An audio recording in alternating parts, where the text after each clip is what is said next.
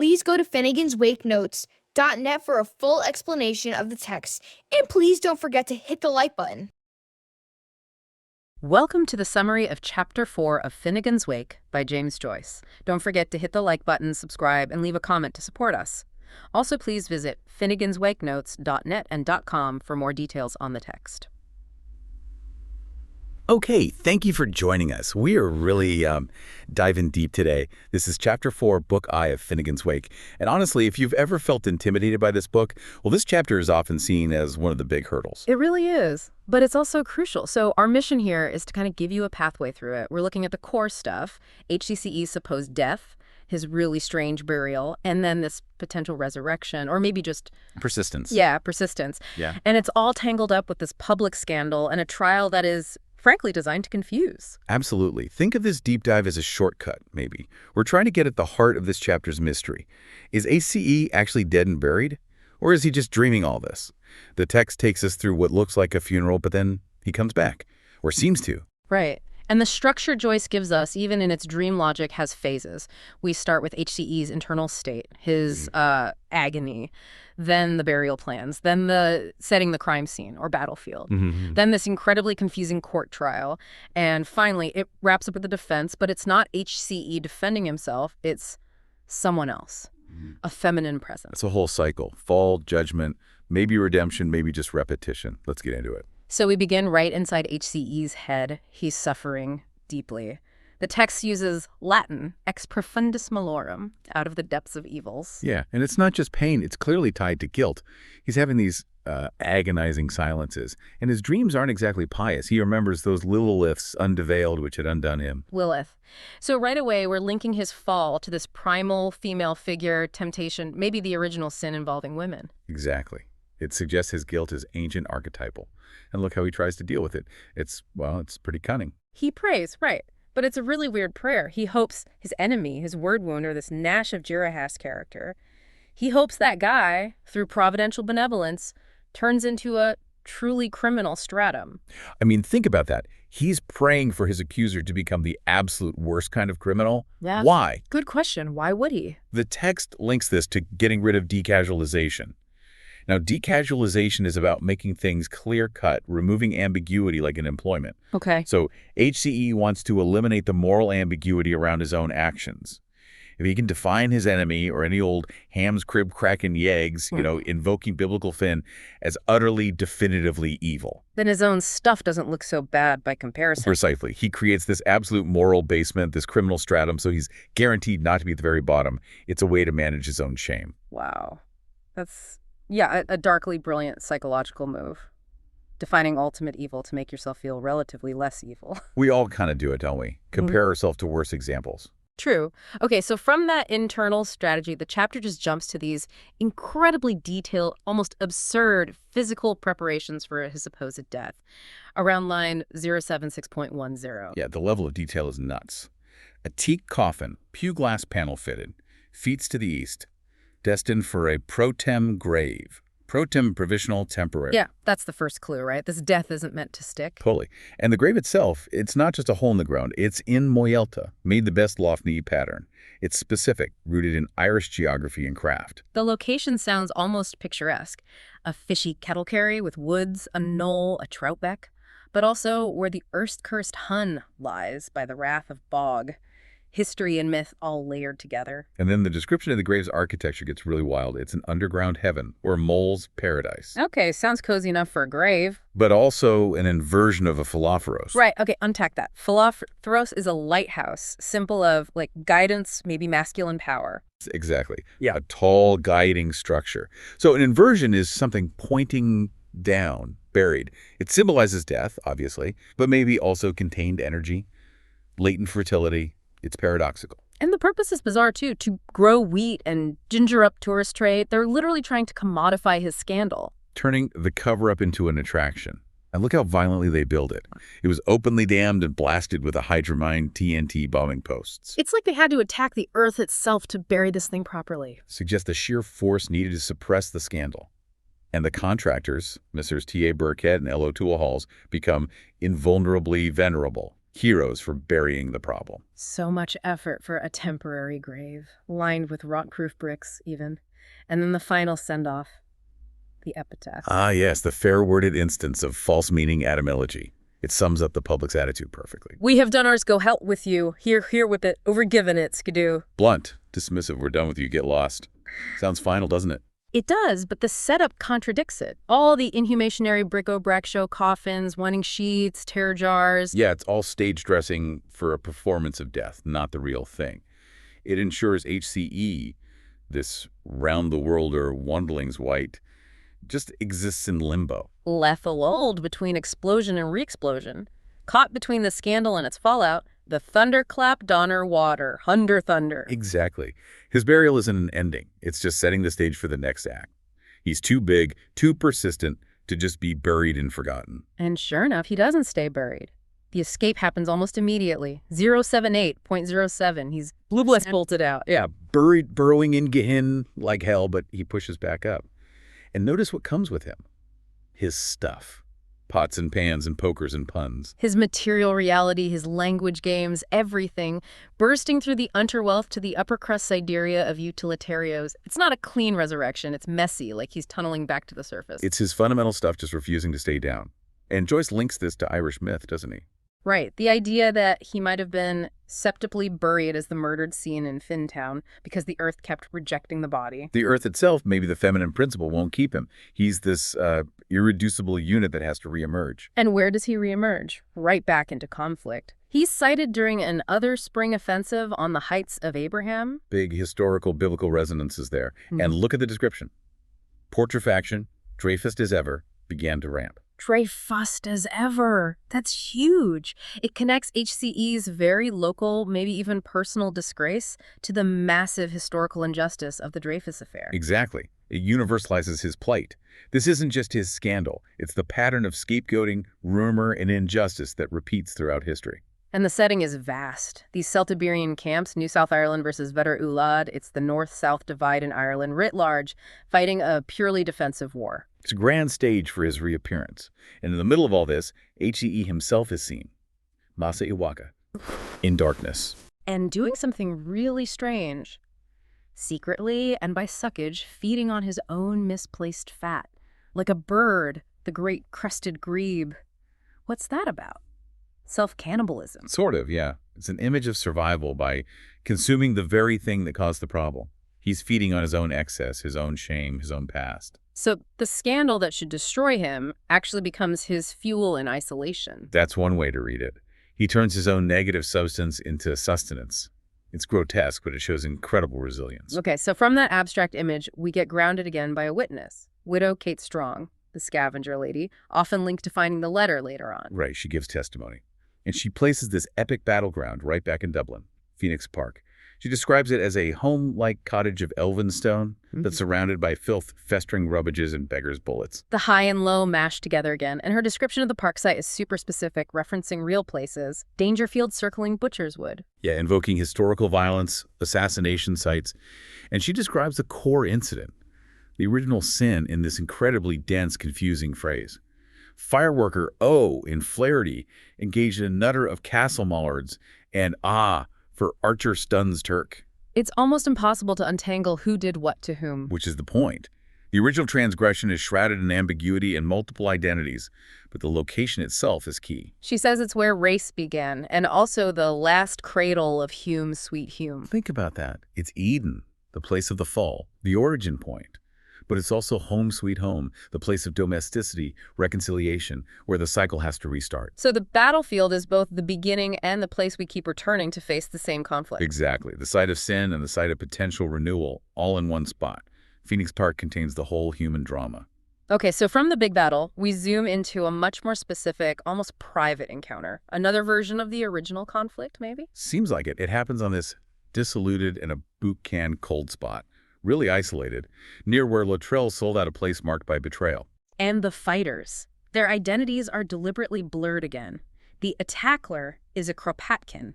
Which fuses Kropotkin, the Russian anarchist. With Croagh the holy mountain in Ireland, so revolutionary impulse and ancient holiness combine. Right, and he's fighting the adversary, who could be the devil, or Oglethorpe, or Parr. Multiple historical or symbolic figures. It's like every man fighting his shadow. They fight under all-in rules around the book's safe, which sounds like chaos constrained only by, what, the law, the text itself? Maybe. Yeah. And then comes that really striking line. The Tallerman, who seems to be HCE here, says to the minor, the adversary, "Let me go, Pathine, I hardly knew ye." Which is straight from the song Johnny, I Hardly Knew You. The lament for the soldier changed beyond recognition by war. Exactly. So the fight suddenly becomes this moment of tragic recognition or non-recognition. The enemy is so like oneself, yet horrifically changed. It's about the cost of conflict on identity. Wow. But then, just as suddenly, the violence stops, there's a solstitial pause, and the whole thing shifts. Yeah, it pivots instantly from fighting to haggling. The minor asks HCE about a debt. Was 6 Victolios 15 pigeon take off of you?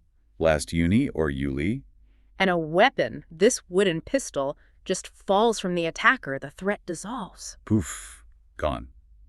The real issue isn't violence, it's economics. HCE, now called Billy with the Bull, says he's broke, a tin pan crackler. But he offers the guy money anyway. A tiny amount. Yeah. 4 and 7 pence between hopping and trapping, which you might just as well have, boy bashes, to buy JJ&S with. Jameson whiskey, maybe? So it's this small symbolic payment that completely changes the dynamic. From enemies to, well, what? To parties in a weird financial transaction. They seal it with oaths. The attacker swears by the thorn tree of Shiel. The language shifts to langue d'oil, Old French. They exchange the pacts, the peace, poggy poxy, a kiss, and ratify this Torgan truce. It feels very formal, almost ritualistic. It is, and the core of it is this financial exchange. The adversary leaves, heading for Moscow's Mecca, taking not the 4 and 7 pence HCE offered, but 7 and 4 in Danegeld. 7 and 4, the numbers are reversed. Exactly. 4 and 7 becomes 7 and 4. It's a perfect mirror image. It signifies their interchangeability. The attacker takes HCE's debt, his burden, away with him. So HCE is left cleared, in a way. The victim again. Symbolically, yes. Mm-hmm. The debt, the aggression, has been transferred. And the section ends with HCE, now called Delaney, reporting it all to the police. Covered in diagonally red-crossed, non-fatal mammalian blood, presenting himself as the injured party, proof of his seriousness. Managing the narrative, even when covered in blood. Classic HCE, always positioning himself. Okay, so from that very specific, almost allegorical fight, the lens pulls back again to HCE's public persona, his politisch leanings and town pursuits, Il Don di Dunelli. And we're reminded he's constantly under scrutiny, under threat, nearly killed by a Huguenot heckler with the Peter the Painter pistol, only saves by his specific subject status. He seems more like a public fixture than an active player, though, just circulating with his walking stick, his alpenstock, or sitting on a bench near Butt Bridge. Yeah, his presence itself is described as a kind of public protest and nature-like ace. He's just there, happy at having other people's weather, almost passively absorbing the public mood or judgment. But the public needs action, right? Someone has to be blamed for the was not Toby crime conundrum, which leads us to Festy King. The stand-in, the scapegoat. His family is linked to tar and feather industries. Public shaming is literally in his background. And he gets arrested at the Old Daily. The charges are ridiculous. Flying Kushat's pigeons out of his overalls and making fesses embossed his forces on the field. It's deliberately nonsensical. Festy is clearly just a placeholder. He shows up soaked in methylated spirit, claiming the incriminating dirt just fallen off from quats unaccountably. The police case from PC Robor is just as flimsy, accusing him of impersonating a chimney sweep, rubbing peat on his face for disguise. And using fake names. Tykingfest and Rabwork. Rabwork, crowbar backwards. Bingo. Joyce spells it out. Festy King is crowbar backwards. He's the mirror image, the substitute for the real, unnamed figure. The legal system isn't seeking truth. It's just filling a role. And the main witness testimony just makes it even more chaotic. WP, who might be a plainclothes priest, an ear, eye, nose, and throat witness. Claims he can perceive everything, see, hear, taste, and smell. Total sensory input in a world of total confusion. Yeah, right? His story is a mess, isn't it? Conflating different people, different events. Hyacinth O'Donnell killing 2 of the old kings at midnight. And the cross-examination just piles on the confusion. Was it Morbaso? Somebody, yes. Rosade's son. Yeah. Chudley, Magnol, yes. Every specific name just dissolves into a general someone. It proves everyone could be HCE. Then there's a detail about the 2 fighters being as a duel of lentils. That's Jacob and Esau, right? Wow. The biblical twins fighting over birthright. It brings the Shemshan conflict, the rival brothers theme, right into the courtroom. Who's guilty when the opposites are identical? And it all circles back to the original crime. The lawyer asks WP if he was alluding to the hole in the wall. A real pub near Phoenix Park, linking it back to location. But WP's reply is pure Joyce. He was alluding to that when he was not alluding from the hole of the woman. A hole, wall woman, genius pun. It connects the specific place, the pub, back to the abstract feminine principle, the source of the fall. The trial just restates the original ambiguity. Exactly. The whole legal process is shown to be just. Words chasing words, which leads to Festy's final act. He dramatically removes his dirty clothes, his stucco muck, and protests his innocence in poetry via an interpreter. Swears he didn't throw a stone at anyone, not even the Salvation Army. Tries to make this grand religious sign, the Roman God Helic Fe. And everyone just laughs. Much yellictors from owners in the heel. Even WP, the witness, joins in. The entire trial collapses into farce. Justice is impossible. Only mockery remains. So the chapter then reflects on this collapse. Festy King and WP, the accused and the accuser, are seen as ise e il, he and that one. Equals of opposites, evolved by a one same power of nature. They're two sides of the same coin. But the crowd still needs to pick a side. The mateys of the bar, the leap year girls, they mostly go for WP, the younger, more appealing one. But there's that one exception, Gentia Gemma. She's blithely, mutely, tastelessly, tactlessly enamored with WP. Her light melts into his darkness. It's like a brief moment where the opposites actually merge, right? A little flicker of unity in all the chaos. A beautiful, fleeting image of potential reconciliation. But the official system, it offers nothing like that. The four judges, Untius, Mincius, Pontius, and Pilax, sounding like Pontius Pilate and company, deliver the verdict. Nolens Brumans. Basically, we don't know. Case dismissed. No guilt, but no innocence either. Total non-resolution. So Festy walks scot-free, having butchered the English language, but the crowd immediately turns on him. Yeah, they yell, "You and your gaft of your garbage about our father." Don't talk trash about our father. So even though Festy's cleared, they still recognize the original scandal belongs to HCE, the father figure. The need for that figure and the stain on him persists. Which brings us back, inevitably, to the letter. The letter. The litter and the suitor, the bitter, the physical evidence, the source text of the whole scandal. Described as folded with cunning, sealed with crime, uptied by a harlot, undone by a child. It implicates everyone, shames the sons, Sean and Shem. It's the written record of the fall. And who's discussing this now? The judges again, but now they're called the analysts, four bottle men. Sitting around, drinking, trying to make sense of it all after the fact. And this is where the text does something amazing. It asserts HCE's undeniable reality, not through sight or testimony, but through smell. Right. The odor. That's the one thing they agree on. One judge says, "I mind the gush off the maund like Ballybach manure works on a trade wind's day." Ew. Another Okay. says, "Sure, 'tis well I can tell smell H2CE3 that would take a township's breath away." Oh, H2CE3. Wait, like H2S. Hydrogen sulfide. Sewer gas. Exactly. Joyce literally encodes HCE as the chemical formula for stink. Yeah.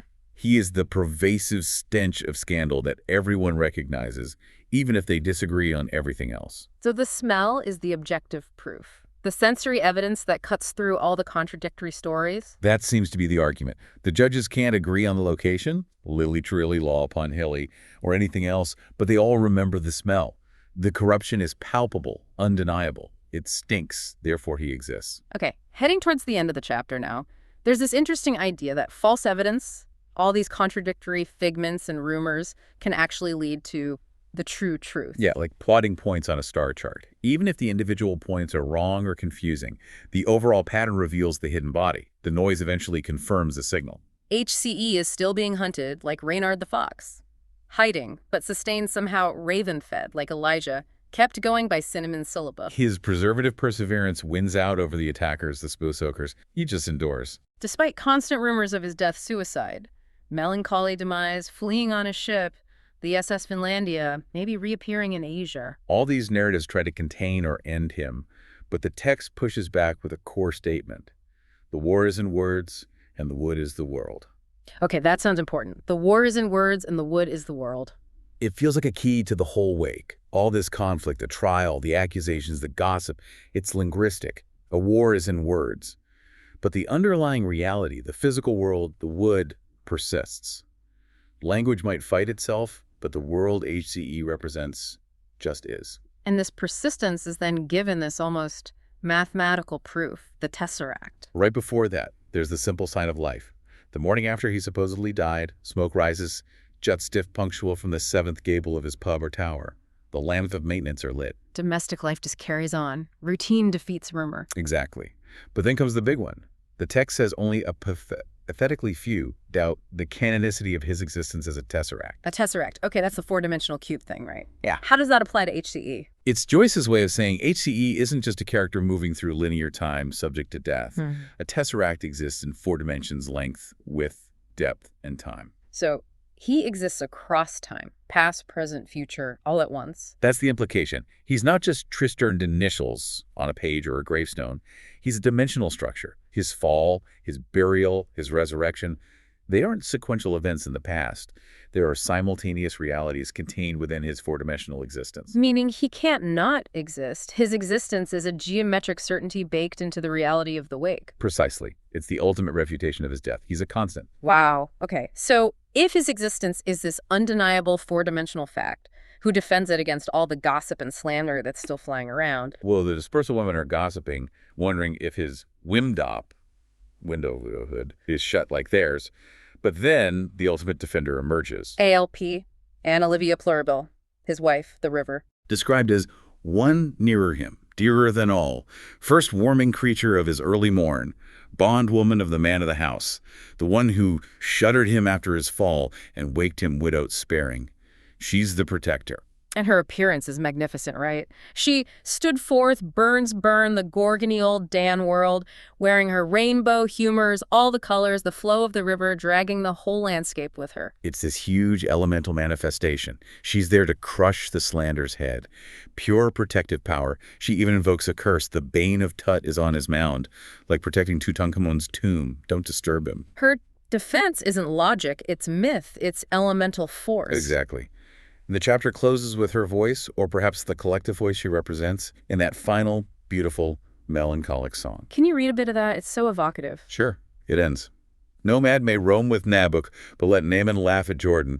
For we have taken our sheet upon her stones, where we have hanged our hearts in her trees, and we list as she bibs us by the waters of Babylon. #outro. Just incredible. What a journey from HCE deep in his guilt-ridden dreams, through that bizarre pseudo-burial in the Falafaros, the whole Festy King trial farce, and landing on this concept of HCE as an unkillable 4-dimensional tesseract.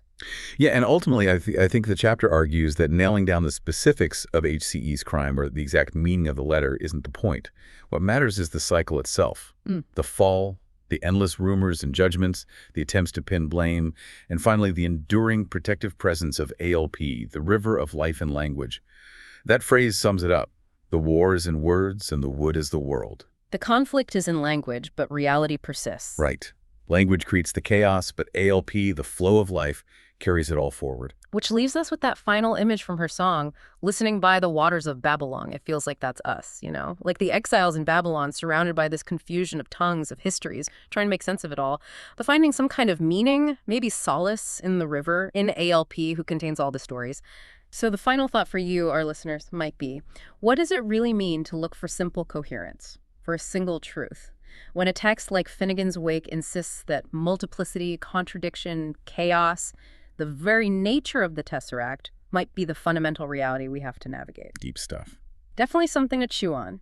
We really hope this deep dive helped illuminate some of the darker corners of Chapter 4. Keep exploring those details. Thanks for joining us, and we'll catch you on the next deep dive.